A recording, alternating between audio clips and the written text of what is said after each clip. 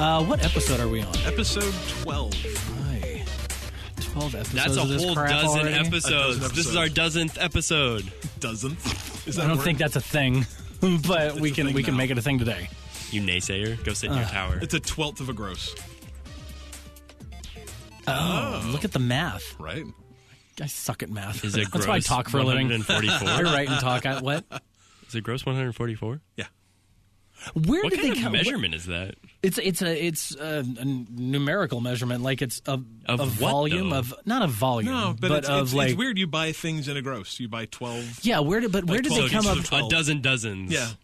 Were they like, oh look, there's a dozen donuts? That's gross. No, a dozen donuts is so far from gross. Yeah, I mean, after you get through the first like 2 dozen, then you're kind of like, okay, this is kind of gross. So I was technically, going to gross say to one go. dozen. Like, accepted. I can do 1 dozen donuts pretty easily, but Really? Oh yeah. I think you exceed that dozen. I don't think I and could. I guess it depends. Like a Go dozen into Krispy diabetic Kremes. shock. Yeah, are we talking I could eat Krispy a dozen Kremes? Krispy Kremes. I think I can get them down faster than I can feel the effects of them. Yeah, yeah. So, I can't even with you two right now. Yeah. No. can you odd though, Adam? Oh, again with the math stuff. I took a math test this weekend. It took 3 hours. It was horrible. Did you pass? I did. Oh, Was it your time staples? It was not. It was college algebra, and it was what's awful. time staples? 12 times, like, Like, Oh, times tables. I thought you said time staples. no, this is awful. Yeah, this Anyway, is the worst banter ever. Right. What have you been playing, Adam? Well, I was pulling up my list here. I have been playing Last of Us still because I've decided that I'm that kind of gamer. When it comes to these big, like, giant, intense games, I can only go for about an hour and a half, maybe 2 hours before I have to pop the headphones off, put the controller down, and just disconnect from that world just for a little bit because it's just too much. And by a little bit, I mean a full 24 hours, and then I'll come back to it. Yeah. But I just got through this really cool stealthy kind of fight in this restaurant area, this resort area you end up in with the other faction leader coming after you, and it's really intense and it's really cool. How many hours are you into the game? Do you think? Probably 20. Oh, really? Yeah. I thought it was only like a 15-hour game. Okay, so we're talking to Adam West now, okay. who is not very good at these games. Sure. So it's about That's the reality, 20. though, is I think I'm about 5 hours in, which is actually probably like 3 hours in. Right. So, But I also do a lot of searching around for, items so I can craft stuff and trying to find all the tools and the comics for Ellie and all that stuff. Like Sure. there's all kinds of little collectibles to find. are you the person that finds collectibles in games? Not typically, but this one, for whatever reason, I'm so into this game that's the other thing. Like I'm not just flying in to each scenario. I kind of take my time, figure out where I'm at. I don't do it as quickly, obviously, as other people who play the game. yeah, no, I think there are games like that. That's how I played Fallout 4, which was probably actually to its detriment, where I could have... Like Fallout 4, you could put 200 hours Yeah. into that game and just be like, well... And I think that's the path I was on. I created my character. And that was 112 hours right there. I probably put 35 or 40 hours into Fallout 4 and really didn't get that far. Yeah, no. And I think that was actually a mistake because I don't want to say I got burned out on it, but I just started playing other things and never went back to it. And now I'm like, if I just beat that, I probably could have beat it in 40. And, maybe I wouldn't have seen all of it, but at least I would have done it. But, I guess maybe it doesn't matter. I had a great time playing the 35 hours I played, so maybe it's kind of irrelevant if I don't beat it. Maybe I'll go back eventually. I don't know. They just... this week, I think, released a patch for the PlayStation Pro and for the PC that makes everything super high res. So, Oh my god! do you have it on the? Yes. Yeah, then it's huge. It's a 53 gig patch. Holy crap! Yeah, and so it It's makes huge. it super high res for I'm- PS Pro owners. I'm already halfway through that terabyte of storage. We got good on news my for you PS4 later, then. Pro. Yeah. Yeah. I saw that. But Yeah. So Last of Us, love it. I can't wait for the next one to come out because I saw the trailer preview that they kind of released, and it looks like visually, it looks stunning. yeah. And the first one was already incredible looking. Yeah, that game, it amazes me. Like, every time I load that up, I'm like, Yeah. this is a 4 or 5-year-old game. It looks incredible. And I know it's up-resed and HD Oh, yeah. and all that stuff, but still, it looks amazing. Yeah. So that's a lot of fun. I'm really liking that. But when it gets a little too intense and I need to take a break, I saw this game pop up. I think it was I think I saw it on Steam for sale a couple of weeks ago. or a week ago, and it's called Line Light, Line Light, and I noticed it was also on the PS4, and that's where I grabbed it for like $8, and it is a Zen kind of just minimalist game that's a kind of a puzzler, but it's not like the puzzles are super crazy intense or hard to figure out. And it's set to the beat of this piano, this very relaxing piano-y kind of music, and it's just really nice. This looks fun. Yeah, and it's really simple. You know, and sometimes, like, that's all I want. Like, I love big AAA stuff, but sometimes just something easy and chill. That's kind of how I felt, and it's different than this, but that's how I felt about The Witness. Right. Where The Witness was, I mean, The Witness is frustrating. Like, unfortunately, like, you know, when you're having a hard time figuring out what a puzzle it is, it's hard. But, man, just going in there and just looking around is absolutely stunning. It's so pretty. That reminds me, what was that game? I think I got it free when I got my Xbox 360. It's like Hexic. Yeah. That game was that reminds me of that. I haven't seen this game, but just it's kind of that chill. You kind of just zone out and move hexes around. And it just it just like explodes and makes you feel real good. Yeah, I've got a couple of videos of Line Light that I need to, because I always end up going like, okay, I'm going to trim this down to the coolest, most interesting part out of like the 15 minutes that it auto records. But I'm like, the whole thing. It's just really chill and relaxing. That's and cool. it's I should nice. check this out. It's Steam and PS4. Yeah, Yeah, I Steam, might PS4, and I think it's on Xbox. Yeah, no, it doesn't look like it. Just those two. Oh, really? Okay. Yeah. It's totally worth the price of admission, and there's 3. I don't necessarily want to say worlds. I think there's 3 different levels with multiple worlds within each one. Yeah. And I didn't realize just how many worlds were within each one, but there's got to be probably, I'm going to guess, upwards of 40 or 50 levels within each little of these 3 worlds. Oh, wow. So that's a lot of levels. Yeah, it's a lot. So I think. I could be way wrong. Yeah. But I've also been trying to get a grasp on the Rocket League. And I saw him play. He's good. I don't know if I'm good.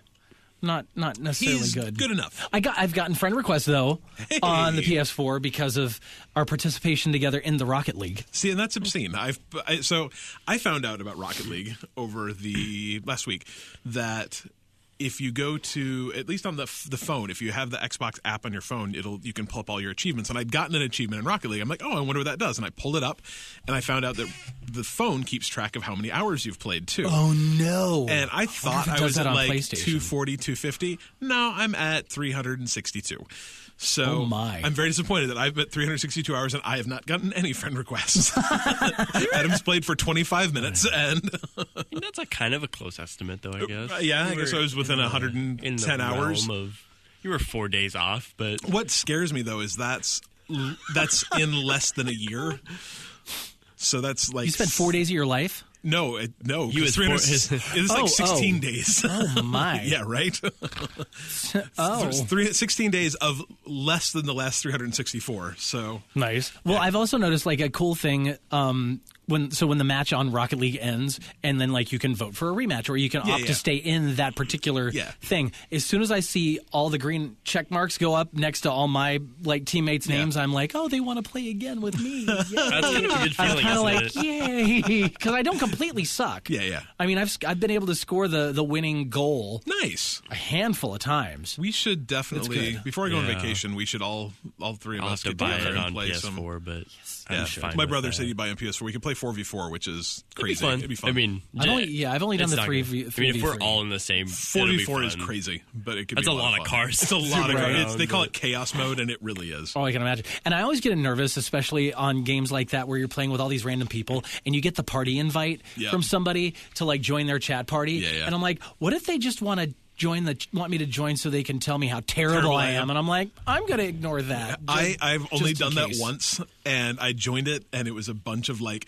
it was not just people playing Rocket League. They had this bunch huge of 9-year-olds. It was. They were all like 14. They're like, "Hey, do you want to play video games?" I'm like, no. And just like dropped. Aw. Why didn't that guy like to play with us? Exactly. It was. I'm like, I think this might be illegal. I'm not 100% sure, but this feels like it might be illegal. You can play games. Yes.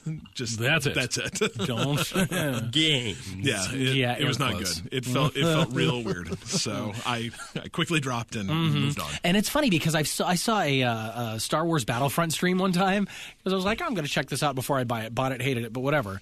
And there were these like 12 or 13-year-olds, just the most vile, vulgar words I could have ever possibly imagined. Up that by like a 10%. And that's what was coming out of their mouth. And I'm like, okay, I'm uncomfortable now. I'm going to delete this stream, and we're gone. So, but anyway, That's funny. Nice. We'll do some Rocket League. It's good stuff. Yes, it's fun. Very nice. Very nice. Who's playing what? What's next? Who's next? Dylan, what are you doing? Yeah. I got back on the Overwatch, trying to finish off the year of the Rooster. Nice. Bastion got buffed today. Ooh. Oh, he did? I was like... Might just be in the test room, but yeah. It's funny. I told my buddy, I was like, "Yeah, Bastion's getting buffed because that's his favorite character," and he's like, "Why?" But apparently, people have problems. Like he's underpowered, but my buddy just kills with him. Like, so he's gonna get buffed, and he's just like gonna be like Superman out there. I just think it's so funny that when that game launched, Bastion was like the most OP. I mean, everyone bitched about how OP Bastion was and how blah blah blah blah blah blah overpowered. And okay. And now they've balanced it so much that he's underpowered. It's very strange. It's very strange, but I'm looking forward to that because he plays Bastion and I'll play Torbjorn. Yeah.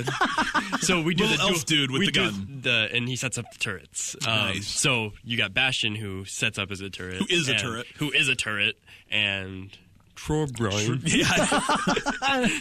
Literally, I think his name has like 3 umlauts in it. There's only so much you can do. Of course, like the anxiety of saying it to an audience is making me. I like never have this much. Everybody trouble listening saying is judging you but, harshly. I'm going to try to purposefully say it wrong every time. Perfect. Now. And different. Probron. So now you're going to have to okay. So you have to understand. I don't know what you're talking about. It's all right. So OP is overpowered. Yes. Yep. Okay.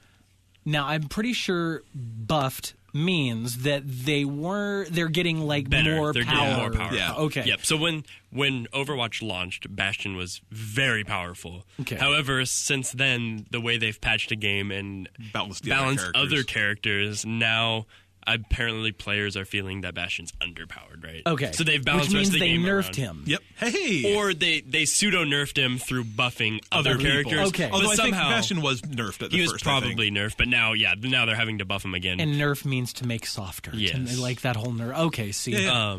I'm learning. Adam will get this eventually. But I think this is really funny the nerf, because though. Yeah, right? my buddy will just go on rampages with Bastion, so he's like, I think bring it's a it on. super fun character to play. He's a lot of fun. Is he what they would call a tank? No, he is not a tank character. Okay. He does not soak damage. He's actually a DPS character, isn't he? Kind of. He's in the defense class. Damage per second? Yeah. Yeah. So Okay. he does put out a lot of damage for defense characters, which is interesting because they're broken up into attack, defense, support, and healing and healers, right? He does a lot that of. right? I don't know. Yeah, I think so. Without looking at the screen, he does a lot of damage. He does do a lot of damage, but similar Hanzo is also in that defense, and so is Junkrat. So it's more just their play style. I love Junkrat. He's fun. It's more their play style than actually what they do. Yeah, that's true. Oh, tank. The tank characters characters, are those the support characters then? Yeah, I think. know. Probably, but I really like Overwatch, but I don't play it in any sort of. I don't play it a ton, and I don't. When I go in, I'm not one of those people that like pays too much attention to those things. I'm not good enough for it to matter. So, yeah. But I was gonna. I kind of want to try it. You should. It's fun. You should try it. We can play I'd be the guy in together. the background. Oh my god! I got shot. What is that? That's what I would do. That's what I do all the time. But I had a similar experience to Adam, where after an Overwatch game, you can vote to keep your group together, right? Yeah. So when you play competitive Overwatch, the objective games are a little different. So if, for example, this game type, you get 3 minutes to complete the objective, right? And we were on the defensive side, so we're trying to hold them off from claiming the objective. And we were holding them off, and it was like 5 seconds to go, and then they took the objective. So now when it flips sides and we're the attackers, you have to beat their time to win. So you might both claim the objective successfully, but who does it faster is who actually wins, That's cool. right? And that's in the competitive side of it. Yeah, that's when you play competitive. If you play the other mode, it's strict points. And you might draw, I think. However, we flipped sides because we had this great defensive hold. We're holding them off, and we almost stopped them from getting the objective, but they got it with just like 2 or 3 seconds left. And we flipped sides, and we literally took the objective in like 30 seconds. Oh, nice. We beat them the first team fight, ran straight to the objective, claimed it. The game was over just like that. So we all like voted, yeah, let's keep our team together. We're so good. And we got dominated so bad in the next game. And it's funny how that works, and you just get matched up, or your characters don't match up as well with the team the next time. But it was just super funny to me. Right. But everyone was so psyched to like get all those green check marks. Like, you're going to go to the next game with this really good team, and then you just get your butts kicked. So. I've had that happen in Rocket League where we're like, oh, let's stick around together. We're doing really good because we've won like 3 games in a row, and then that 4th one, you're just like, get smashed. Well, all right. Yep. Yeah. Happens. Ray Charles trying to navigate traffic. Yeah, that's most of what I played because I'm in the process of moving, so a lot of my games are packed up. So, but we're finally getting to move over with on Saturday, and then I might have my life back in order by Very then. nice. So. Are you moving far from where you're at? No, 5 minutes to the left. If you're looking at it from the right direction. Okay. Not east or west, but to the left. So 5 minutes closer to my house. 5 minutes further away, I believe. Actually, probably closer. Yeah. So I'll be a little closer to you guys. Yeah, there we go. Perfect. Sweet. Perfect. So I have been playing a couple things. So I've been playing, probably the one I've put the most time into this week was a game called Always Awakening, which is real cool. I saw the gameplay video on that. Yeah, the team actually made it originally. I think actually wanted it to run on a Super Nintendo. They were going to make it as like a homebrew Nintendo game. So it's completely 8-bit. But then they decided that was dumb probably, and it got a full Steam release. But it's a love letter to like my childhood. It feels exactly like Legend of Zelda. It feels exactly like Castlevania, and it looks gorgeous. But it's kind of funny when I first started playing it, and this is what I said in my review. When I first started playing it, I'm like, oh god, this game it controls real floaty, and like an old Nintendo game. Yeah, and I'm like the hitbox is real weird on this, and I was dying. And I'm like, this is just weird, but I kept playing. I got probably like 3 or 4 hours into it, and I really came to the realization that it played like that because that's how Nintendo games played. Mm-hmm. Like I die and I'm like, oh, that hitbox thing was dumb. And I'm like, I wonder how many times I bitched about that concept, when I was 12. And, the jumping felt real floaty until I realized that it was like that old school Nintendo floatiness where that meant you could like change your direction in air, even though that isn't how physics works, yeah. and like physics weren't a thing back then. And right. So I went from being pretty bad at it to getting pretty good at it, to the point of where like the first time I ran through to beat the first boss probably took me an hour and a half, and then I went back in to record the gameplay video and got to the first boss in like 20 minutes. But I mean, there's speedrunners that are beating the game now in like 43, 45 minutes. So, and I'm 6 hours into it. Oh, geez. 5 or 6. So, if you're looking for like an old school NES game, it's perfect for that. If that's what you want to play, it's that perfect thing. If you couldn't buy a Nintendo Mini, or if you buy I don't Nintendo, think you still can. They were on sale today on Amazon. But nice. If that's what you wanted to play, or you've been playing Zelda and going like, oh, this game was great, and want something that you haven't played, Always Adventure would be perfect. And it's kind of cool too. Like the system requirements for it are like a computer that runs. Like I played it on my MacBook Air, which is not a gaming machine in any way. That's cool. And it worked great. So I remember. Have you played Shovel Knight yet? Did you? A little teeny bit, but not bit, much. Yeah. Same kind of thing. Yeah. It really feels like you kind of get to play Mega Man with a new skin. So I loved it. Yeah, I think the funny thing is that the entire time I was playing Always Adventure, the thing that I kept comparing it to it's because I haven't played Castlevania or Metroid in a long time. So the concept of Metroidvania, like I know how that works, but I haven't played either of those games in a long time. Is it actually reminded me a ton of Shadow Complex? I don't know if you guys have ever. I know the name. It's a game made by Epic, maybe. I don't know, 4 or 5 years ago, and then they just HD remastered it, came back out, and I got it for free and played it. It was super fun, but that same idea where you spend a huge amount of time looking at your map screen because every room that you're in has a ton of different ways to kind of get through it. So there's lots of secret things and lots of, hey, if I climb through the roof here, I can get to different places and different secret things. It really had that feeling where you were just constantly like, how do I get from this place I am to over to this one and through the secret routes and going up through the ceiling. It was really cool. So I played that. And I played a game called Anomaly 2, which I'm not going to talk about too much because I didn't like it at all. But they call it a reverse tower defense game. So you know how most like tower defense game, you're the towers. You're the towers trying to defend. Like the one that I'm actually the most familiar with is, if you've ever played that Super Monkey balloon Island game where like I don't remember what it's called, but like Super there's Monkey a path Ball? of Bloons Tower Defense. Bloons Tower Defense. I don't know where I got monkeys from. Boom. Yeah, Bloons Tower Defense though, where there's That was a high line school. of it's like a Flash Our teacher game. loved it too, so like the whole classroom would just be on their computers, all playing Bloons Tower Defense, like teacher included. That's amazing. But like there's a start point and an end point, and the bad guys run through that line, and you set up defensive towers to try and prevent those. Right. And so it's the exact opposite of that, where instead you're the line of things trying to get through the middle. But you actually set it up all statically. So you're actually this little guy that goes through and like heals the tanks that are driving automatically through the stuff. And so it was very non-interactive. It felt really like, I'm like, I don't understand why I'm not a tank. It felt really strange. But apparently it's like a super successful game. Like I got done with it and was like, this game's dumb. The first level, I'm like, this game's dumb. I don't like this.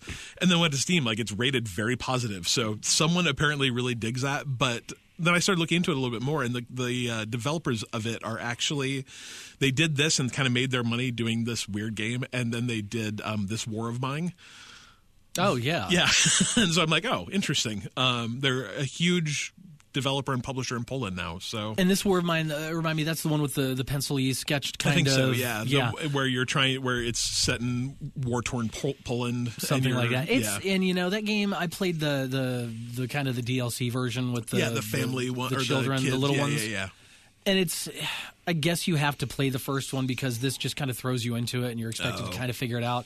And it's really weird. Yeah, I've heard that the game itself is great, and or fantastic in that like it's a game that can send you spiraling into depression. But yeah. I was sad I wasted my time on it. Yeah, man, I've played a lot of games. I've seen a lot of movies that I felt that way. But yeah, Anomaly 2, not my thing. But apparently other people like it. So more power to them. So how many times do you play a game and you're like, that game just is not for me? And that was like, actually, how many times have you experienced that? A lot. I wouldn't say a lot, but I mean, frankly, that's kind of why I thought that I could do kind of the 30-minute reviews that I do, is that I think within probably 30 to 60 minutes, some games have taken me 60 minutes, if you're going to like a game or if you're not going to like a game. And it's based on a lot of factors, and some of them are gameplay, some of them are graphics, some are just, sometimes it's just, I don't like this kind of game. And that's really what this was. It looked great. And I mean, if you liked that kind of game, it probably played great. I'm just like, it just wasn't something I was into. So I think you can judge a proverbial book by its cover pretty easily in games. And by cover, you mean like within 30 minutes? Yeah. Because you literally can't just look at the case of a game and go, no, that sucks. You kind of have to. Sometimes you can. Oh, sometimes you can. So I worked at Software Etc. for like 3 or 4 years. And that name, every time I hear that name, I'm like, oh, I remember when I was 8 years old. Right. But kind of the running joke when you worked there was, that you sold, I don't even know how many hundreds and hundreds of games were in the store. And so people would say all the time, hey, do you know anything about something? Like, oh, no, I haven't heard much about it. Here. It has really great graphics. And that was literally in, 1997, all you needed to sell a game. Like, oh, really? I'm like, yeah, that's what I hear. So, yeah, apparently gameplay wasn't a thing in the late 90s. Not much. But anyway, then I've been playing some Owlboy still. But I started actually playing Uncharted 4 as well. I have it rented from Gamefly, and I really, really, really want to finish it so I can send it back because I want to get Horizon Zero Dawn a lot. So I've been playing Uncharted 4, and it's been interesting to me. I've never played any of the other ones because I didn't have I guess I had a PlayStation 3, but I never played any of them. And it's been kind of an interesting dropping into a series that famous. Is that a word that I can use for a video game? Yeah, I mean, it's everybody knows Uncharted. Yeah, and it's been interesting because I've enjoyed my time with it, but it's been really shocking to me. I'm probably, I don't know, 3 or 4 hours into it, and I think probably an hour and a half of that's been cutscenes. It's really surprising to me how much of that game is just me watching my guy talk. And it's not a bad thing. The story is real compelling. I enjoy the kind of parkour-y stuff that you do. The shooting is fun. I don't really like it too much when those two things get combined, but that's probably just because I'm bad. I've not played I've seen my friend Victor playing Uncharted 4. Yeah, it's beautiful. It's gorgeous, absolutely stunning. I just sometimes I don't know. I kind of go back and forth because sometimes I'm like, I want to play, and sometimes I'm like, God, I wish I didn't have to play this part. So I don't know, but I think I'll finish it. It's fun. Right. I've enjoyed it. See, and that's how I kind of feel about Last of Us. Even though I'm a little more compelled with Last of Us, just because the story is so emotional and it's so well done. Yeah. But it's the same publisher or the same developer, Naughty Dog, who I've loved Naughty Dog since Crash Bandicoot. Like, right. I've just loved them and everything they do. But I've played the other Uncharted games and now playing Last of Us, and I'm like, oh, so it's like Uncharted with zombies. Yeah. So no parkour, and we'll throw in some zombies. Yeah. It's. Did you play the first Uncharted? Yes. The zombies? The first Uncharted, was that zombies? Do you remember the end of the game? I guess I don't. There's zombies. There's zombies. Oh, really? Oh, okay. So what you're saying is The Last of Us is really just Uncharted 1? Right. Yeah. The Last of Us is like Uncharted Yeah, it's kind of spin-off. It's kind of weird. I didn't realize that. In Uncharted 4, there's I don't actually a remember that. scene Maybe where I didn't finish it. I think the Uncharted games were the ones where I was like, I'm going to get about 10 hours into this, and I'm just going to move on. I could totally see Uncharted being that game, though, Yeah. where you're like, I've had enough of this. I've had my fun, and it's fun. And It's I mean, super fun. It's it's amazing how fluid like the parkour stuff is, until it's not, which is like maybe my only real frustration. Like, when it's bad, it's really bad. You know, it's like, oh, I think I can drop down to that. Nope, I just died. But I mean, it's also very forgiving in that you usually don't have to play much to get back where you were. So that's nice. What I was saying, though, is in Uncharted 4, there's actually a scene where you make a bet with your wife about who's going to clean up dinner. And the way you try and win is by you're going to play that video game thing she does. And so they like boot up a PS1 right, and yeah. you play a level of Crash Bandicoot. Like, Oh, really? in-game. Yeah. Nice.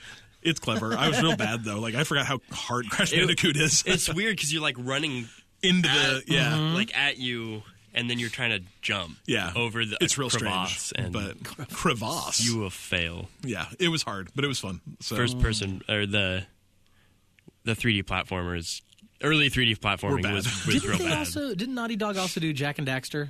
I think so. Yeah, that was one of the very first PS2 games I bought. Yeah, I love Jack and Daxter. Those were super great fun. games, and they progressively got darker and darker and darker. But by the third one, you're just like, oh. Third one, Jax is hooked on heroin. And I know, right? That'd be Doing really amazing. bad things in the streets. So I think we're going to bridge the gap between games we've played and news a little bit. Yeah, maybe this is kinda. games we've all played. Is that how it works? Sure. So this weekend we all went to Adam's lovely home, and I played with Jumbo And Dart. and Dart. he's got some real pretty cats and dogs. I've got a cat and There's a dog. Fluffy cat. That was Kevin in the corner. That's who that was. Yeah. But I've got a cat and a Should dog. I not have petted him? It's all good. If you fed him, then you're fine. You're in the clear. We played Resident Evil 7 in VR. So is it Resident Evil Biohazard? Or I think is it's it Resident Evil 7 Biohazard. Okay. I wasn't sure. We played about an hour of it, and it was. I played about an hour of it, and you two just sat there laughing and jumping along with me. I don't even know if you were jumping. I'm pretty was sure more- that they were. I was jumping because someone else was jumping. So I was like, you're scaring me. Being scared. Stop being scared. Go out to our YouTube channel. We've got 2 videos out there. One is gameplay with our audio, and the other is like a 7-second short video of Adam and I there's a jump scare about 45 minutes into that game that scared the living crap out of us. Yeah. I mean, it's the video is hilarious because we both jump, 6 inches in the air and shriek.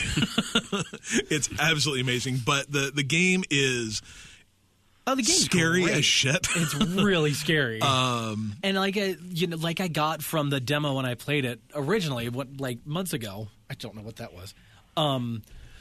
It's all atmosphere. Like it's actually I don't even know if there's real music going on. I think there was. I don't know. I don't remember. It's a blur. I remember needing to change my underwear. And I mean, I literally wasn't playing. It was like me watching a scary movie. I was just watching Adam play, and it was still scary.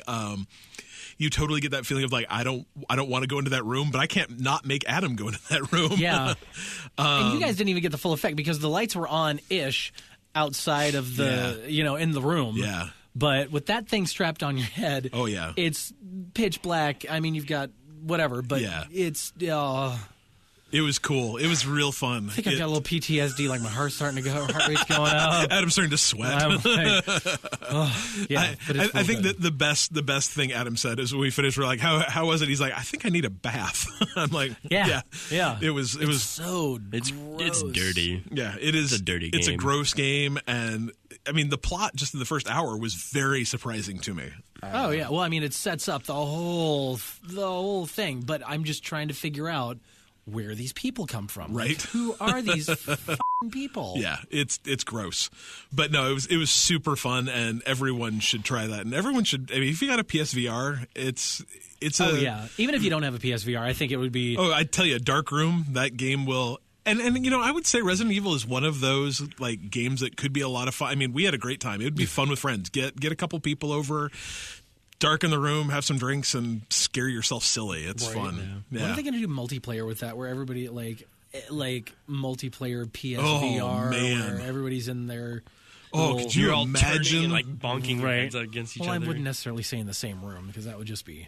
But then you don't. But then when you hear each other scream, you'll all start screaming. Oh, but man, that could actually be that could be really cool though. Like all lost in the same like haunted house, or not haunted. You're all lost in the plantation, and hearing each other in different parts of the house scream and get scared, and trying to coordinate where you are, and that could be a really cool game. That could be a very cool game. I can get behind that. Yeah, I need to play it more, but my quota is one zombie game at a time. So I'm going to get through the very emotional Last of Us, and then I'm going to switch over to Resident Evil. And I can't decide if I'm going to play it all in VR or if I'm going to do most of it just on the TV. I think that either choice is good. Yeah, because that was the other thing too, and I don't know if it speaks to the developers for Resident Evil or if it's the power of the PS4 Pro, but I didn't have any, I got a tinge of motion sickness, but it wasn't really motion sickness. Yeah. It was just it took a second for my brain to kind of process that this was a game, and it's cool. And you played down for a full hour. I mean, you were in a helmet for a full hour. Normally after 15, 20 minutes, it's so bad my stomach can't handle it, and I just have to put it down because I feel like I'm going to pass out. It was fun though. We'll have to do some other stuff because we've got the setup figured out. So we'll. And you played with the VR for the first time. Yeah. What did you think of that? It was a Hyper Void was this game that had this VR. Yeah, and then I played, what was the other one?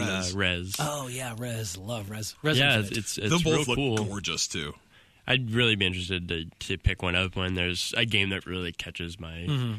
Because it seems like a lot of this stuff is almost like VR demo kind of stuff. Until Resident Evil is now you got a full game. Because that's what a lot of people say is that all the stuff mainly right now for VR is all it's a quote unquote experience. Yeah. And it feels all very kitschy and shows off a lot of cool stuff, but until they've got a full-fledged game. Which Resident Evil is, I'm going to say, the first real full game. Yeah, I think this will be probably the year that I jump into VR. I'm just, really at this point, I'm just waiting to see if the Scorpio is going to support a VR headset, and then that's the one I'll get, depending on if it has a Vive or an Oculus support, just because I want to make sure that I can play it with my Xbox and my PC. But I finally got my GTX 1070 installed in my computer, so I'm VR ready in my PC. Yeah, is that what I have in my laptop? Yeah, it's what you have in your laptop. So, but it just cooks. It's amazing what that graphic card does. So it'll be fun. I'm excited about that. So, other news. Dylan wants to talk about Zombie Rave mode, which in Call of Duty. So I don't want to spend a lot of time on this because I know how much we don't really like. Is that dropping ecstasy? And that's basically what it like. Yes, that's basically what it is. I'm 100% down. It's so like I was trying to understand it, and it's just, to me, this is a very weird inclusion in the Call of Duty games. It's in their zombie mode, which the zombie mode has been kind of crazy over the years. Haven't they included zombie mode in a lot of them? It's not. It's not anything new to the franchise. Basically, since World at War, I think was the first one, which was no idea. Which was, I think, would have been Call of Duty 5-ish.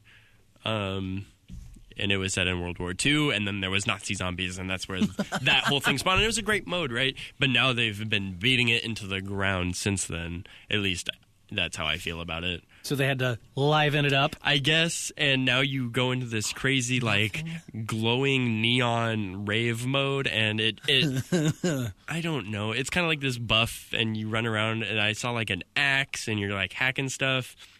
But you can't do certain things, but you're more powerful in other ways. But it just looks real weird and ravey. So the thing I will say about this is I had no interest in this at all until I just read that Kevin Smith's in it. I don't know why Kevin Smith's in it, but I freaking love that guy, and so I'm 100% down now. Yeah. I've changed my mind, but yeah, that looks real strange. Yeah, I don't have much more. I don't understand the Call of Duty zombie tie-in, except that people love zombies, and so why not put it in? And people love the zombie mode, but yeah, whatever. But I don't know. This just seems so far-fetched to me. Absolutely hilariously neon and strange. Yeah, it's like, I mean, when Far Cry Blood Dragon did this crazy kind of thing, it's like you were like, hey, that makes sense, that's kind of right? cool. And this just, I don't know. This does not make any sense to me. No, it looks awesome though. It looks so strange. I don't know. I kind of left Call of Duty a while ago, but like this would be something that I'd be like, I'm not into this at all. What a wacky DLC though. Like, it's just whatever. I mean, more power to them, right? So do the zombies have like glow sticks and stuff on them? They really appear to, yeah. Yeah, I mean, it's like it is full on rave. I don't know. This is, to me, like, this isn't what I want Call of Duty to be. Frankly, I don't even understand why this is what Call of Duty is. But yeah, all right, because I really enjoyed this. This should be a standalone expansion. Yeah, the first Call of Duty games, I loved them, but they've literally like Frankensteined this game into something I absolutely hate. Like, since they've started putting jetpacks on you and putting glow sticks in zombies' noses, like I'm out. I'm so out. I tell you, that should be a standalone expansion, because I would completely pay $10 to play that. Right? Yeah. If it was its own separate, like, I'm not going to pay $75. Released alongside the game. Here's this little thing. Oh, cool. Yeah, I'll go do that. But this should not be a part of. Yeah, that's real strange. I don't like it. 2 thumbs down. Dylan's not played it, but he's willing to rate it. He's one of those assholes on Amazon rating games that haven't even come out yet. Hate those more out of principle, like find your identity. I don't think you understand. I don't think you know what principle means. It's the head of the school. Very good. You win. So next up. Oh, gotcha. Wow, that took me a second. Next up, Adam can finally expand his hard drive on his PS4. Up to 8 terabytes. Which I like how you say I can finally do it. It's not like I just got a terabytes worth on the PS4 Pro that's only been out for like 4 months. I am But absolutely... that didn't last you 4 months, did it? I said I've got 500 gigs. I don't have the whole thing full. At the end of the day, though, I am baffled as to the PS4 not being able to do this. Like, I had no idea. Xbox has, I think, been able to do this since launch. Yeah, I don't know how quickly that... Or if they just kind of like, hey, you can do this. I'm pretty sure it was since the Xbox One launch. And if it wasn't, it was within minutes afterwards. I mean, they backwards to that even so you can do it to the 360 now. So like wow. Yeah, the fact that the PS4 is just getting this was like a just to See, me. I thought that you could add an external hard drive. Oh no, you couldn't. You could swap the actual drive out. Yeah. You couldn't really easily. Oh, gotcha. Which is great. I mean, fantastic. That's amazing. But even better, I can just plug one in. Which I mean, I guess it's better, whatever. But I was super surprised that was right now. But yeah, new patch out that'll let you do that. I don't know if it's actually launched yet or if it's just in testing. I was kind of unsure, but it's coming soon. Yeah, it wasn't clear to me if it actually has happened or is happening soon. But that same patch will actually is also supposed to up performance on non-optimized, unpatched PS4 games. to make them run better on the PS Pro. So Cool. eke out a couple frames here and there. So that's terrific too. Yeah. Anytime games run better, life's Did good. I tell you that I realized why I was getting some weird like frame drop issues and blah blah blah on my and this is what I think. So because one thing I noticed when I was playing Infamous Second Son, that I would flip the 4K mode on and I would flip the HDR mode on and make sure that was all whatever. Yeah.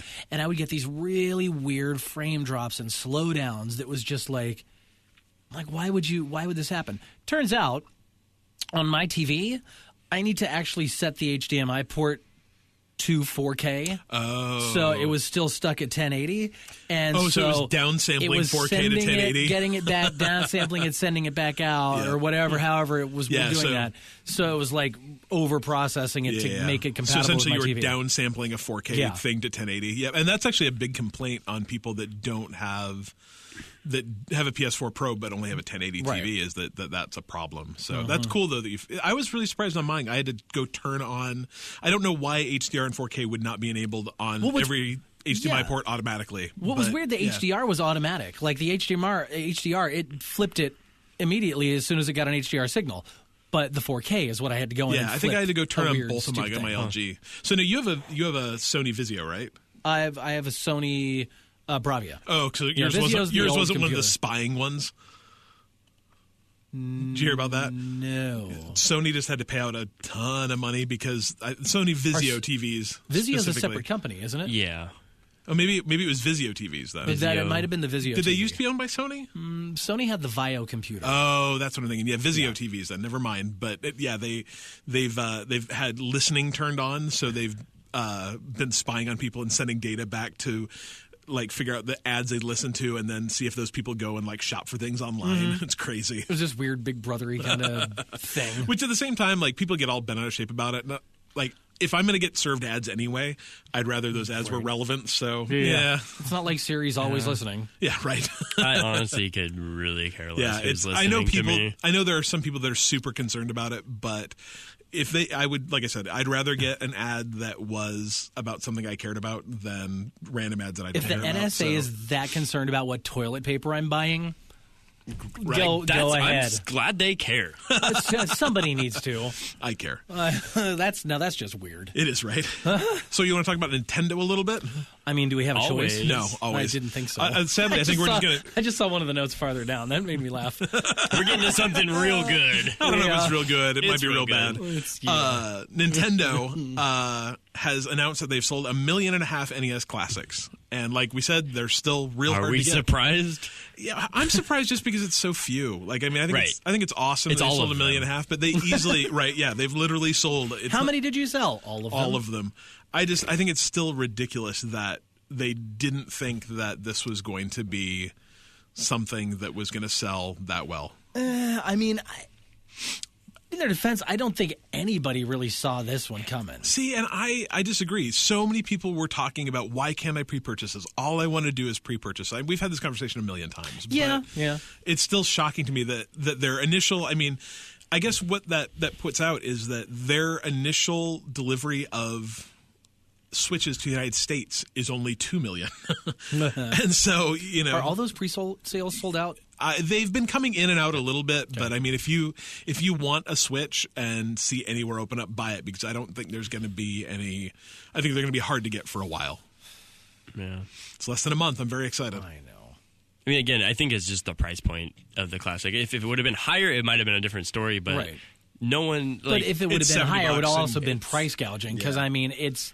Yeah, but for that price, anyone will buy that because it's the price of a game. Yeah, Right. I get it. Have you played yours since you bought it? Not really. Yeah. I've been, and that's the Just exact knowing reason I you've got, haven't. 30 classic NES games just sitting back there. That's I need to worth get the it. price of When I move, I'll have everything set up Yeah. nicely. It's just I knew I was going to be moving, so I just kind of put it back in the box and like. That's and put it honestly to the reason I side, haven't bought one though. Like I've had a couple of opportunities to get them, and I'm just like, it's interesting, and I'm sure I would play it for 2 days and go like, "Wee, this is fun," and then probably never open it again, Like or you I'd guys break saw, out I've at got, parties. like, 'Cause that's in the my- kind of parties I have. In my entertainment room, I've got my PS2, which you were surprised how small it's the so PS2 tiny. Slim the was. PS Pro It's 2 Slim is so so tiny. Tiny. I've got that, my PS3, my Wii, Xbox 360, the Wii U. Or no, just the Wii U, not the Wii. But I never touch any of them. Yeah. Right. But they're there. Yeah. They're there. And I was looking at a GameCube on Let Go the other day. It's like, I should just get that. But See, I didn't. And, and that's exactly it. Is I know it would be one of those purchases I would make, and I wouldn't regret it because it's $60, $70, whatever. But I just know that I wouldn't get that much play out of it. Yeah, you wouldn't get $60 worth of entertainment out of it. No. So at least not immediately. Yeah. Yeah, I think it's going to be a great thing to put in the living room once we have our new space, because it's going to be laid out differently, and it'll kind of like when people come over, they can That's turn what on the it does NES strike Classic. me that it could be a fun thing to. And if everyone's eating appetizers and just kind of playing around on some Mario, like that seems like a really good Like use I said, of I've it. been over. I don't have any friends, so I'm not going to play it. So, it's all We're good. your friends, Cliff. I know, right? You don't even have to pay us. Y'all can come to my house and play Nintendo when I buy one. It'll be great. We'll eat appetizers and play Nintendo I'm Mini. definitely excited about Maybe playing we'll the just Switch. Maybe we'll just go over to. Yeah, really I'll have Yeah, a we Switch. could have a I'll come- Switch Oh! housewarming thing. Oh, wait, I have to bring my Switch to your house? That's the point of the Switch, right? That's it's true. on the go. Kinda, yeah. You got to test the functionality You'll have a little of it. rooftop gathering, and we Yeah. can all gather around and play Mario Kart. Completely random. Speaking of Switch, you saw that message I sent on Slack earlier, right? yeah, with the baby. And yeah, we'll have to post that to our website or something because there's this baby simulator thing for the It's part Switch. of 1-2 Switch, right? I don't know what I it's think part that's of. how I understood it. The thing, you sent it to me, and I was like, "Oh my god!" Because this morning on Twitter, I saw someone who showed the creepy baby on the screen. Someone showed one of the pictures from Resident Evil. You know, the drawers full of horrifying. There's one that looks exactly like the baby. Oh yeah. It's good stuff. Yeah. No, we'll get that posted. You got to see it because it's the 1-2 most Switch. unfun sounding game ever. Raising is a real thing. babies isn't any fun, I'm let alone like, virtual ones. ugh, yeah. Ugh. I get it. So more Nintendo stuff. We've been talking a lot lately about games that are too hard. And of all the games I've thought, you know what game really, really, really needs an easy mode? Super Mario Run. Super Mario Run. It's just too damn hard. No one's ever thought this, Adam. No one's ever thought this. But we're getting an easy mode. Oh, no Super one ever. Mario. Okay, so you're being sarcastic. Way That's a sarcastic. lot of Oh, sarcasm. okay, because I was there. like, I remember I played it for 5 minutes and thought it was hella easy. Yeah, I played it Okay. for like an hour and beat all the levels. Oh, okay, good. So they're adding an easy mode so you can get unlimited bubbles and unlimited time. So You can get all those coins. yeah, so getting the coins now on easy mode is easy. As easy as it is to like keep going back until you actually get it. I literally guess. don't understand this at all. Like, I think Nintendo is just like, what could we possibly do to get anyone to buy this game? And that was not the right decision, but hey, whatever. They must have listened to our episode about like gaming difficulty and thought we were they talking about Super Totally. Mario Run. I was Totally. talking about Rise and Shine. They thought I was talking about Super Mario Run. That was Bloodborne, Nintendo. We Come on. changed the minds of a multi-billion-dollar company. gaming company. I'm that was sorry, a century world. old. Hey, that was us. Let's be honest. Their distribution center is 20 minutes from here. My So- friend works there. See? Yeah, They've got a mole inside. They're listening. maybe. Probably not. Not really. But in other Mario Run news, the game now has hit 78 million downloads, which is a lot, but only 4 million people have bought it. Oh, man. Which is significantly less than their hopes. Apparently, their target was double-digit sales, but That's not even 10%. no, yeah, it's not. It's a real But the small interesting thing about this is, because I've often, that's been, and we've talked about that before in episodes, I'm like, I don't even know if they made their money back on Super Mario Run. I mean, 4 million purchases is $20 million. So, they're probably, between development and marketing, they're probably close. But apparently, it's generated such interest in Mario that mobile IP licensing for Mario for Nintendo is up $60 million over 2015. So it's successful, I guess, regardless of how you look at it. It's just not. It wasn't direct dollars from actually making the game, but it's done a good job of kind of reinvigorating that Super Mario brand, and definitely the new Mario game on Switch will not hurt that at all. What's that one going to be called? Mario? I don't know. Mario Universe? goes Mario to Switch? New York, New Donk City. A new Oh dog. yeah, it's the I don't know. I have literally no idea why. Actually, I got to think that New Donk City is the perfect transition to our next subject. New donk. which is Conan Exiles. Oh, God. Which I believe is also set in New Donk City. So this is a potential game of the year at the Adult Video Game Awards. So I guess if you're not familiar with Conan Exiles, it's a game. It's a survival. Yeah, I'm trying to figure out what it's all about. It's a survival game. So, I mean, the idea is that you play as a barbarian in some sort of horrifying wasteland, and you gather twigs and make a hut, and then you get a bigger hut and a bigger hut, and then eventually you can get followers and torture them. Eventually, you might craft some clothing to wear. Yeah. So, but the moral of the story is you start out potentially, like, it depends on what setting you have, just buck-ass naked. In the buff. Yeah, super, super, super naked. And so the game, like, I don't know. Well, I do know actually why they thought this was a good idea, and I will tell you in a minute. But the game has what they've referred to as an endowment slider if you're playing a male barbarian. Where you can just make your junk just about as big as you would ever want it to be. On the far end, it borders on ridiculous, I believe. I don't know why you both looked at me. I don't. No. It's I'm tapping out of this conversation. Tapping out of this one. So, but they also have what I would presume to be very, very accurate. I mean, I guess I have to presume because I've never filmed myself naked jumping. Really? I just did that last night. Yeah. I think it's like with cell phones, that's something everyone does, right? But very, very accurate male genitalia physics. See, and so I played it, and I got to the stream or whatever, and I was swimming, and I showed you pictures of it. But to see that in motion, I'm like, is that what's really going on back there? And that's the thing is, like I said, I don't know, but it seemed plausible at the very least that would be.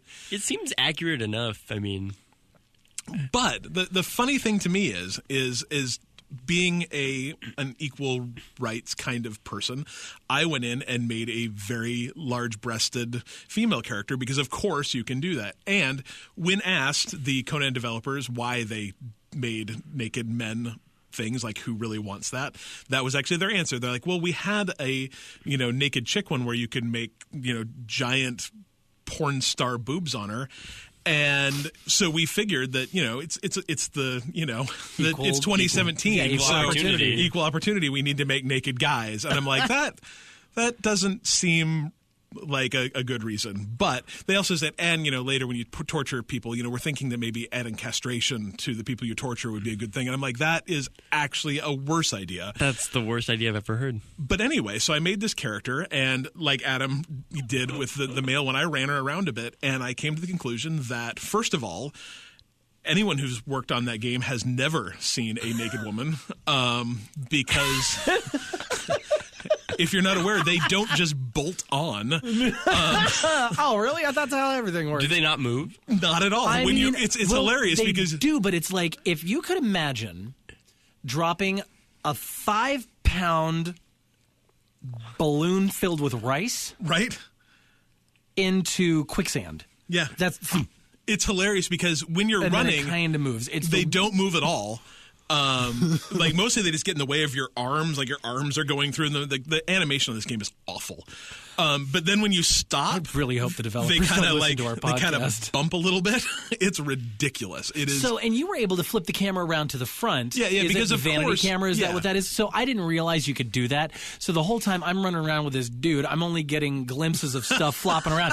I didn't realize what you could actually do. The game is terrible too. Like from a gameplay perspective, the animation, and you're just kind of like, yeah, the animation's terrible. I fought, I don't know, some sort of plastic monkey looking dude. The graphics are plasticky. I felt like I was playing with a Barbie doll because her skin looked like it was made of plastic. And the bad guy, like, he just kind of like stuttered up to me. And I punched him in the head, and like blood splashes everywhere. I mean, it's not blood colored. It's like the brightest red paint you can imagine, and everyone is full of gallons of it. And so I beat the first guy, and then like turned around. There was this giant dinosaur that chomped me, and I was full of gallons full of blood. And then I quit because it was dumb. It was just dumb. But anyway, like, I've got to think that the only actual reason you add naked guys and naked chicks and some sort of sliders to make them bigger and smaller is because it's the only way your game's going to get noticed. Oh, yeah. I gotta think. Well, I mean, it's also, I'm going to go ahead and say that it's probably so bad that it's going to get noticed for that. It is, I think, the second or third best-selling game on Steam right now. What? Right? Oh, wait, so is it... It's in early access. Okay. It's like $30 or $40. I don't remember. It's way more than you should pay for it. But I don't know. But on the flip side, I've heard some people say that once you kind of get into it, like the crafting mechanics are good and it's fun. I mean, I would really just say, there's probably other survival games that might be better, but maybe play some Ark. I don't know. Play some Rust. Rust also has naked people in it, but the size of your genitals are based entirely on chance. So, as is your race and gender. But yeah, it's been selling really well. So I guess we'll see. And they say they're going to stay in early access for a year. Oh, wow. Yeah. So it's, okay. Hopefully they're going to fix a lot of things in the next year. So we'll pop in every once in a while and see if it gets better. One of my favorite things about it, though, I watched a Twitch stream of it last night, and this dude went running up to chop up some kind of an ostrich or emu-looking thing, and he swung his sword at an emu. It's got this very long neck. Yeah.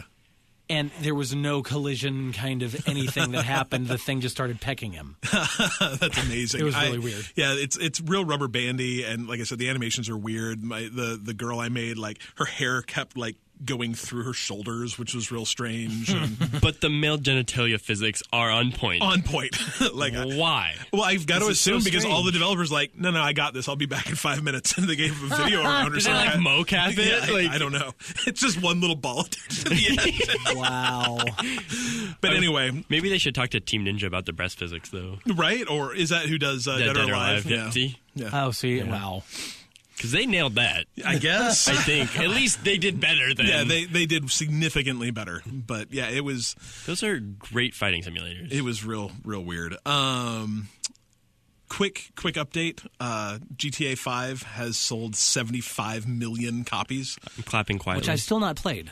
It's so good. Is it? It's so good. Best game ever. What is totally amazing to me, though, is, so GTA 5 came out in, 2013?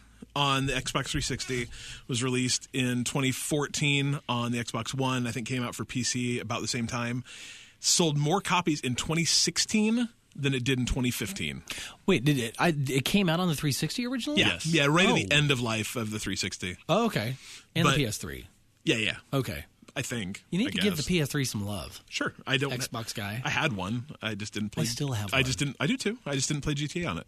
But Just poking the bear over here. it's amazing to me that it's still. It's still in the top 10 in sales almost every month. It's crazy, and I think it's GTA Online, and I think it's people buying new systems and going, "Oh, I need to play GTA 5." I'm about to buy my third copy of it because I want a digital copy so I can stop putting the disc in my darn machine. That's how lazy he is. Yeah, You're going to pay for an... Can't, what? I'll be honest. I think that's kind of. I wish there was some way to make that happen. Right. And I understand why there's not, but man, that'd be cool. Like send my disc in and give me a digital copy. please take it back. Give me a digital copy. Like I'd pay $5 shipping to be able to trade a disc in and get a digital copy. Yeah. Totally would. But There's your $1 million idea. right? We come up with so many $1 million. If we just stopped doing this stupid podcast and I know, started doing right? our ideas, we'd be millionaires by Let's now. do our ideas. Right? Starting next week. But I'm just blown away. But the crazy thing is that is actually not like the best-selling game of this generation either. Minecraft is. Minecraft's hit, I think, 100 million. What? Right? Minecraft, But Minecraft's too much for me. I only own 2 copies of GTA 5, but I own 30 copies of Minecraft, I think. So, not actually, but I own... Holy crap. I own 2 PC copies. I own it on the Xbox. I own it on the Xbox One. I own it on the PS3. I own it on mobile. I own it... I've got so many stupid copies of my kid, that's all he plays, though. So, it's a pretty good investment, I guess. All right. And also announced today... Castlevania is getting a show on Netflix. I just saw, if you just saw, you looked over and saw my mouth go, what? Right? I'm like, really? Really? There's really no details yet, but it's coming out this year, apparently. What? That makes me real happy. Right? It could be either that's going to be awesome or it's going to be terrible. I don't know. If I don't think Netflix is producing. And Netflix is producing it. So. Well, and the thing is, like everything Netflix has kind of touched in the last, great. however, pretty good. really good. Yeah. Did you see Bill Nye's getting a new show? Oh, Yeah. I'm so excited Yeah, about that. Bill Nye Saves the World, April 7th, I believe. Thank goodness. Anyway, yeah, I'm super excited. Like Castlevania. I mean, that's definitely a world I'd be happy to revisit. And man, that could be. I think it's going to be a cartoon. I believe cartoon or an anime. animated thing. I'm going to say anime. Could be. Yeah, it did. You know, I don't know. I've seen a couple articles on it. They did have very anime feel to it, but I literally don't think anyone even knows that much about it yet. So it dropped maybe 2 hours ago that it was happening. So. I like the Facebook post from 80 Shankar about a year ago. I'm producing a super violent Castlevania miniseries with my homies. So, super violent, you got me. But when you use the word homies to describe a Castlevania game, you're a little bit nah. Interesting. I'm going to hold my breath. We'll see. Apparently not too far out though. So cool. We'll see. But speaking of Netflix, I tried to watch Ratchet and Clank. Tried to watch? Yeah, it's Have you watched it yet? I heard it was real good. Oh, it's terrible. Who told you it was that? good? Because it's horrible. Absolutely horrible. But it is on Netflix, so... I heard it was fun. No, garbage. What? I guess It's gorgeous, and it's well acted, Did you but the plot play is Ratchet terrible. and Clank? It's not really. I mean, I've played some Ratchet and Clank. It's not I mean, like... it was... I mean, there was part of me that enjoyed watching Ratchet and Clank because I loved...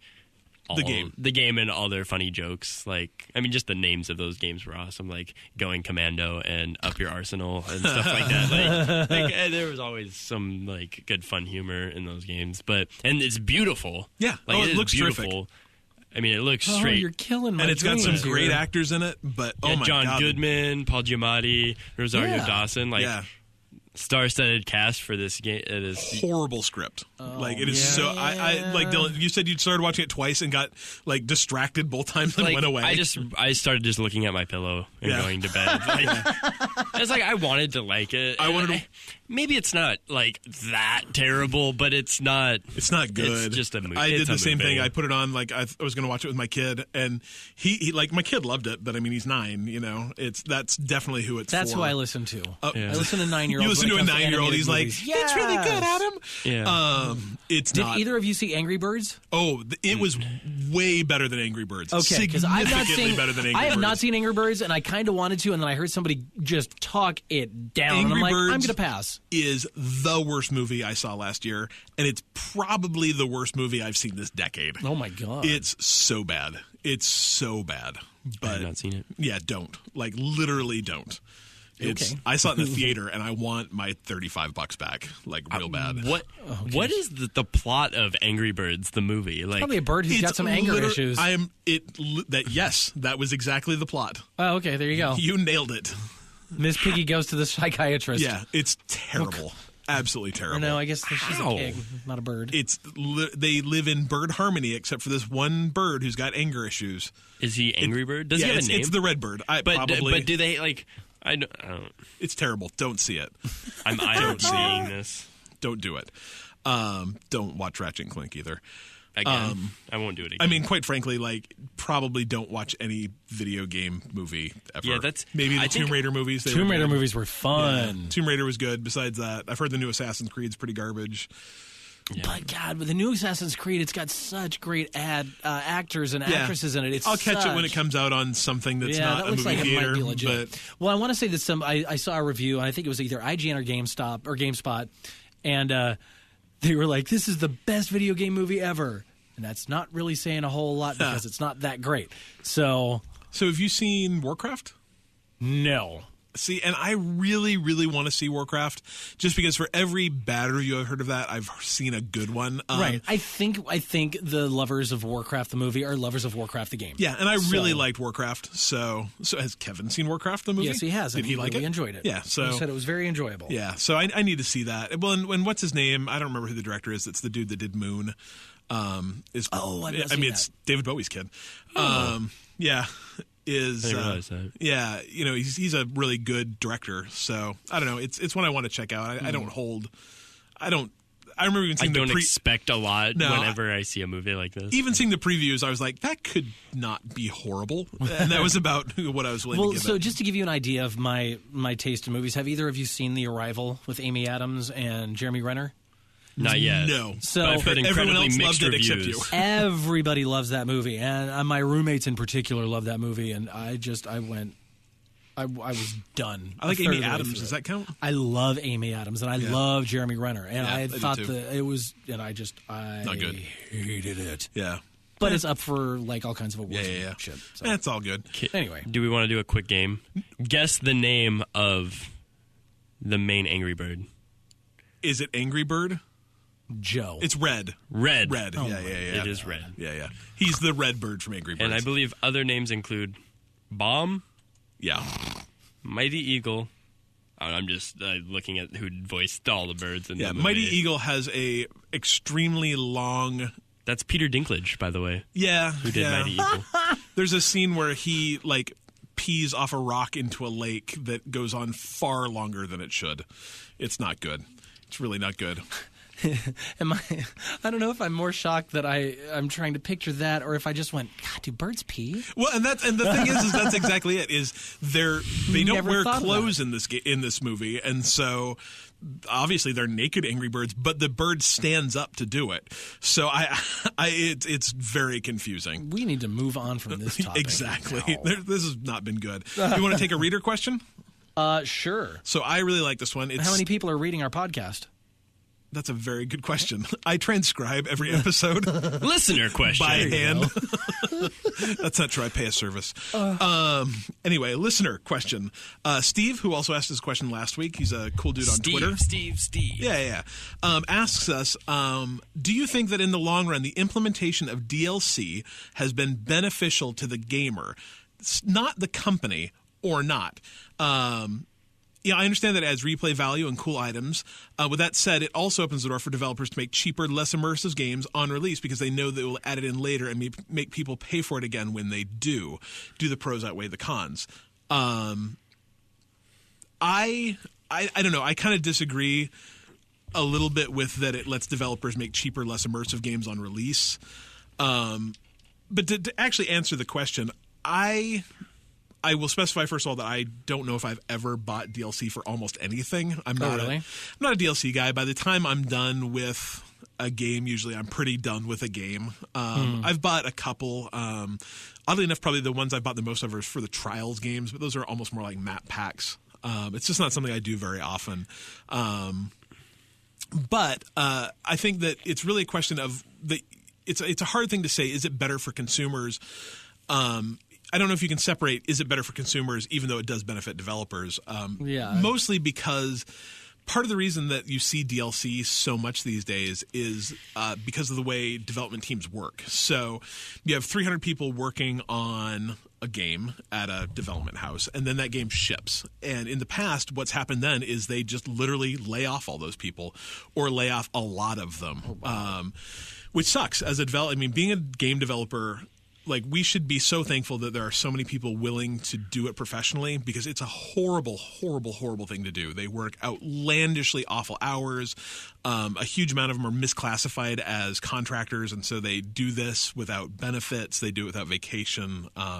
They get real screwed in a lot of things. And, crunch time for a video game, professionally, I'm a programmer.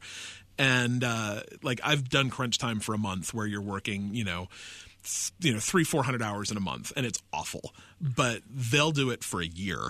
And that it's harmful to families, it's harmful to people, it's harmful to work-life balance, all that kind of crap. So we should be really happy that they do that, and DLC is one of the things that enables them to do that and keep their job. So you launch a game, it goes out the door, and until they can transition you to another game, a lot of places work on DLC now. And so you put out your game and you're done, and then those people work on DLC until they can ramp up to the next game, because there's with games there's a lot of pre-development time before artists and graphics people and sound people and programmers get involved with it. So like it or don't like it, it has enabled game developers to kind of make it so they don't have to lay off 200 people every time they make a game. And yes, that benefits a company, but it also benefits people because you get games that are developed by the same teams. So it's consistent. It's consistent. Yeah. You're not burning out people. And, as people, it's nice to know that you're buying a game that just got 200 people fired. So, that's the bonus. There's an intrinsic value there. But I think that the other question is games have cost $60 a game now for all of the Xbox One generation and all of the Xbox 360 generation. I remember paying $60 a game for Nintendo, Super Nintendo. No, games were $50 when I worked retail. Yeah, so I think it was in between. I think it was like the Xbox One, or I'm sorry, the Xbox. Nah, maybe it was the Xbox generation. I think it was the Xbox One generation, though. Or the 360. And the PS3. Or I'm sorry, the Xbox 360 generation, the PS3 generation, I think is when games went from 50 to 60. Okay. But I mean, still, that was, 15 years ago? Right. It stayed pretty consistent. Have stayed really consistent, but game budgets have skyrocketed. I mean, a game like, especially big AAA games, cost hundreds of millions of dollars to make. A game like GTA 5 probably cost $500 million to make. But it's a team of, big Ubisoft games. They're employing a team of 1,000 people, 1,100 people for 2 or 3 years to, make these games. And so to be able to sell that at $60, there's a price to be paid, and that price is by people who pay for DLC. Mm-hmm. I guess I would say that it's nice right now because indie games are cheaper. You can get $10 games, and they're good. Mm-hmm. They're really good. But those are made by 2 or 3 people, and that's why they can do it or even 20 people. You look like Inside is made by a team of about 20. So that game costs $15, $20. But, GTA 5 costs $60, and it cost $500 million to make. And yeah, granted, they've made 75. They've sold 75 million copies of it. Well, so they've made their money back. But part of making that money back is the money that they would make through GTA Online, people doing microtransactions. And is it weird to have microtransactions in a game you paid a ton of money for? Yeah, it is. But it helps these developers make the next game. And so, is DLC good for the consumer? Arguably, if you look at it just like straight from a consumer viewpoint, no, probably not. Would it be great if those things were included with a game? Yeah, that'd be great. Do things like season passes suck? Yeah, I'm 100% against them. Really? Oh, yeah. I think they're stupid because if they came out and said, this is exactly what you'll get and it'll all be really good and we have some sort of refund policy if it's not, yeah, great. But paying $50 up front to buy something that's a lot of trust. It's a lot of trust. And sometimes it ends up being great, and sometimes it ends up being that Batman game that had garbage DLC. So, or even Fallout 4. Like Fallout 4's DLC was $50, I think, $40 or $50, and it had one really big expansion and then a bunch of weird workshop support, So, is DLC always awesome? No. Is it beneficial strictly to the consumer? No, probably not. But is it a necessary part of games? Probably. I don't know. See, I wouldn't even know if I'd say it was necessary. I think for the right people, it's enjoyable. Yeah. Well, like I said, but I mean, does it benefit?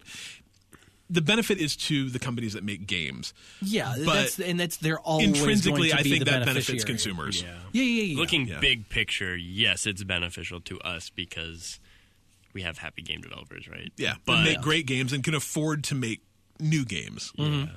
But to just, maybe we should reel back the question to actually just talk about what DLC means to us individually, because I think that's kind of what the question is.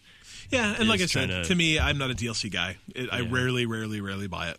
I end up buying it inadvertently and never playing it. Yeah. So I'm kind of helping. I'm trying to think of what DLC I've actually played.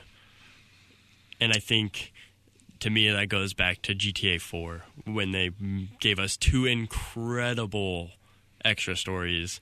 But what I liked about what GTA 4 did was they actually gave you brand new character in this brand new story, separate from the game. It was not just in addition to the game. It was almost its own standalone. And that's like I've heard too. Like I've not played it, but I've heard the Minerva's Den DLC for BioShock 2. Like BioShock 2 didn't really intrigue me, but I've heard Minerva's Den DLC is amazing. Yeah. And I think there's a lot of value in a DLC like that. Yeah. To me, I don't like when this just adds some extra missions, because when you don't actually realize where the DLC starts and ends. Yeah. Like, when did the last game stop and where did my DLC? I don't like that. It needs to somehow be separate, so I actually can. I mean, I see and feel the value in that. Yeah, and like I said too, and that's my point. Is by the time I never played, I loved Skyrim, but I never bought any of the Skyrim DLC, because by the time I was done with 150 hours of Skyrim, I was pretty much done with Skyrim. I didn't need more new stuff. I mean, sometimes that character might be fun. Yeah. The additional characters in Borderlands 2, I think that was kind of fun. Well, but half the time, I feel like by the time they give us these things, I'm done with the game and I've moved on. And I'm like, I kind of get bummed out because I'm like, I didn't get to play that. And I'm so far beyond that now, I'm not going to go back and play it. And I would kind of say, though, like I would almost wonder if the bonus of DLC for gamers is that it enables you to revisit a world in between releases. Like, I would, if they released DLC for Red Dead Redemption right now, I would play the crap out of that. And I know they had the Zombie Nightmare stuff, but that was also great. Yeah, that was it. But again, Rockstar nailing it with the DLC and giving us a completely separate experience. So maybe that's the moral of DLC is I don't want DLC 3 months after the game came out. Like, I mean, literally, Resident Evil came out, last week, and there already is DLC for it. Maybe I don't want that stuff now. Maybe I want it 6 months from now or a year from now to get me back into a game in between 3-year release cycles. Yeah. Well, do you think that they're doing that specific type of release schedule for the DLC because in roughly 3 months you'll have beaten it? Yeah, the average person, that's how long it'll take them to beat if they play at a casual-ish kind of pace and blah, blah, blah, blah, blah. I'm sure that's why, and I'm sure it's just that it's done and that they want to recognize that revenue. Right. But I think also it's how it works. It's when you release DLC. I'm sure that there's number crunchers and statistics and stuff that say that's how you do it. So I guess the people that are actually purchasing the DLC aren't us, maybe. Yeah. So, because I definitely am not that person. And the funny thing is, I don't buy DLC, but I buy, I've bought a bunch of, and we've talked about this, but I've bought a bunch of stuff in Rocket League. I've bought a bunch of maps for, like I said, for trials. And honestly, I think I'd rather pay for that than I would pay for extra content in my game. Give me the content with the price of the game. I will definitely support you with other funds if I really enjoy your game. Yeah. A la Rocket League, Overwatch. I guess I've just started thinking of League of Legends, which is a free-to-play game with rotating free champions each week, but you can buy any of them with real money or the currency that you earn within the game. And I have spent probably close to $200 on that game. Getting all the champions and certain skins that I want. I love their game. I think it is incredible. They're always supporting it, but they're not making me pay for actual. Well, I think that too is kind of a different thing, is like games as a service, where like the Division, where you buy a game, or Destiny, where you buy a game and then you play it for hundreds of hours, and then you get DLC on top of that to push along, which is kind of cool too. Like, I think the biggest mistake, and this is a weird aside, but I think the biggest mistake that Disney Infinity made was that every year they released a new Disney Infinity with a new stupid base station you had to buy, and new characters. And the new characters are great, but I never understood why that game wasn't, you just bought Disney Infinity and then you bought packs. It didn't make any sense to me. But so do you think that you're getting into a weird gray area between DLC and an expansion? Yeah, but I mean, what's really the difference? I mean, I think that's all they're kind of the same thing. Do you think I think expansion is the old word for it, because you used to actually have to go buy a disc. Like, remember Halo 2's multiplayer map pack? Yeah. You actually had to go buy a disc. Well, or World of Warcraft. Well, that's what I was going to say. Yeah. So, like the new World of Warcraft expansion that just came out in August, would you call that DLC? Yeah, I mean, I think technically it's just big DLC. Yeah. Okay. I think DLC is kind of a term we use now because we do just we can download these large patches. But I think at the same time, like the difference between expansion and DLC maybe is the difference between a game with DLC and a kind of a game as a service with an expansion. Right, because when you start talking about Destiny, when I think of DLC, I'm thinking of, okay, here's another like little something, like a little map. But when I think expansion, I think like the Taken King expansion, which is this giant expansion of stuff. Yeah, but I mean, really, it's they're kind of the same thing. The same thing. Yeah. I don't know. DLC is one of those things that I think you can run around in circles and talk about it and argue it forever, but which we've been doing. Yeah, exactly. That's all right. Sure. I just want to realize that the two games I've spent the most money on ever were both free. League of Legends, Hearthstone. Yeah. I've put the most money. How much money have you spent on Hearthstone? Probably $200. How long have you been playing it? I've been playing it since it came out. Okay, but I've only heard you talking about it the last couple of weeks, and I'm like, holy crap, dude. Slow down, Dylan. I've played it on and off. Gotcha. Now I actually want to start playing competitively. My friend plays it pretty competitively, so I want to start climbing the ladder and actually trying to get up to the legend rank. But I mean, it is. I like even though they're digital cards, it's kind of fun opening a pack of them and watching them explode and seeing what you get, and hopefully you get a couple rares in there. I mean, that's fun, and you just every once in a while, every time a new expansion comes out, I'm going to buy a large amount of those cards, and I don't have a problem doing that. I think it's a great game. So cool. Good stuff. Cheap free games? Yeah, let's get through them. What do we got? PlayStation Plus.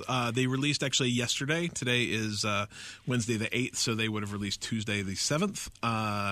We've got Little Big Planet 3, which I've only played the first one, and I really liked it. Yeah, I played the second one, and it was super cute. Little Sackboy is a lot of fun. They're so cute. I heard the third one's not quite, doesn't quite live up to the first two, but it happens. It's just as cutesy, so that's fine. Yeah. As long as it's and in I think the there's same different vein, sacks in this one, like different sack boys, Oh, or sack animals, or sack creatures, or I need to do this now.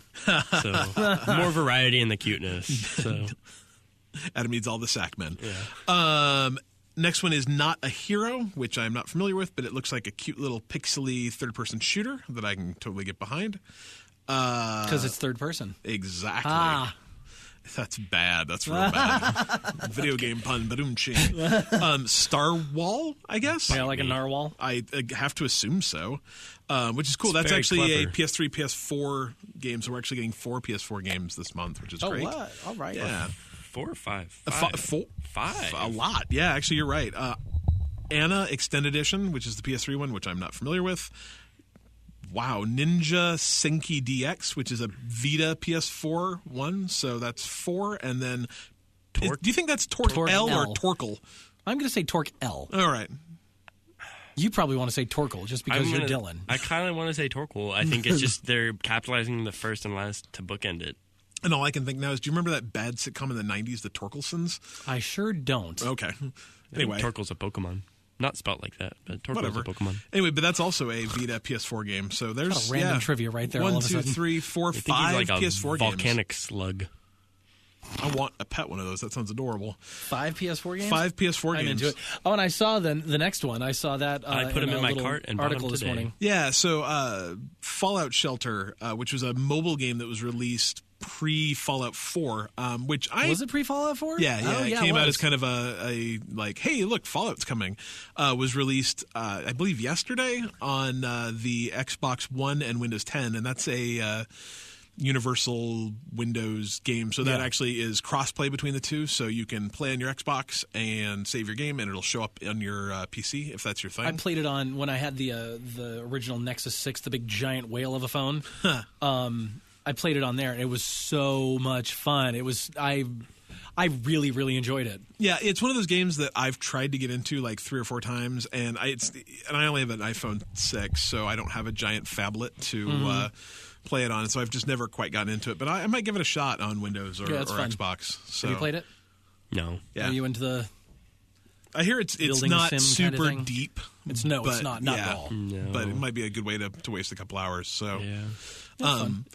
Other mobile releases actually have you guys played Fire Emblem Heroes at all? Not yet. I keep seeing it on the Google Play Store though. Yeah, it's so this is the next game that Nintendo has released. for mobile, and it's kind of a strange, like, to go from Super Mario Run to strange Japanese import game. Right. I downloaded it and played it, and it literally feels very much like one of those games that if you've never played any of the other, like, I don't know, 15 games in the Fire Emblem series, first of all, you're not going to have the slightest idea what's going on, but then I've heard a ton of stories about people. You kind of get fighters for your team based on randomness, and you can spend orbs on them and craziness, but people like getting it, doing their draw, and then not liking it, uninstalling it, reinstalling it, redoing their draw, trying to get new heroes. And so it looks like one of those things that, like, I played it a little bit, it was okay, but there are some people that are really, really, really into this game. So it's free to play.